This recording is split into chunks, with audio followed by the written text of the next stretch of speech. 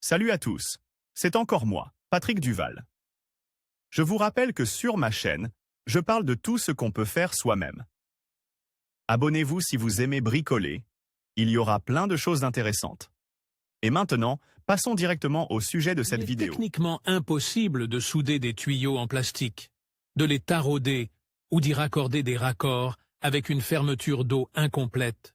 Il est nécessaire, au moins pour une courte période, de se débarrasser de la fuite, de vidanger le joint et d'effectuer rapidement l'opération prévue.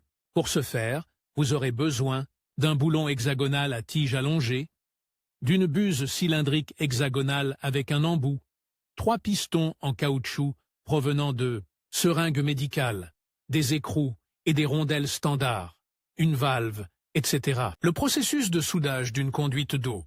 Nous allons d'abord fabriquer l'appareil, puis nous l'utiliserons pour fermer l'eau et effectuer la soudure et le raccordement. Processus de fabrication de l'appareil.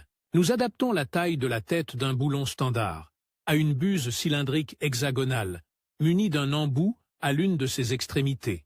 Pour ce faire, nous l'usinons sur une meuleuse. Nous retirons les pistons de 3 seringues médicales identiques et nous utilisons une perceuse avec une fraise pour y percer des trous centraux. Nous procédons à l'assemblage du dispositif d'étanchéité.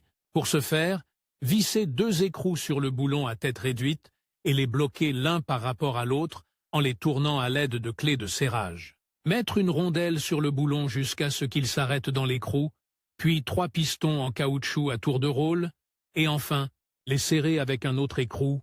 En outre, plus le serrage est important, plus le diamètre de la bande d'étanchéité des pistons sera grand. Processus de fermeture de l'eau et de soudure. Nous insérons la tête réduite du boulon dans la buse hexagonale à l'aide d'un embout et nous plaçons le dispositif à l'intérieur du tuyau. Nous l'enfonçons ensuite un peu plus loin dans le tuyau à l'aide d'un tournevis manuel. Nous marquons cet endroit et nous commençons à visser le boulon de la fixation. En conséquence, la bande d'étanchéité, serrée entre les écrous, commencera à diminuer en longueur mais à augmenter en diamètre. Au bout d'un certain temps, on remarque que l'eau cesse de s'écouler du tuyau. Nous séchons l'extrémité du tuyau avec un chiffon sec et commençons à souder. Pour ce faire, nous chauffons l'extrémité du tuyau et la douille à l'aide d'un appareil à souder. Au bout d'un certain temps, retirez le fer à souder et joignez les éléments à souder.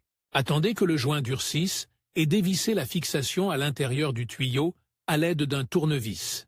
L'apparition d'eau au niveau du coude du raccord permet d'en juger. Il ne reste plus qu'à retirer l'appareil du tuyau, à entourer le coude de ruban adhésif FUM, à visser le robinet et à fermer l'eau.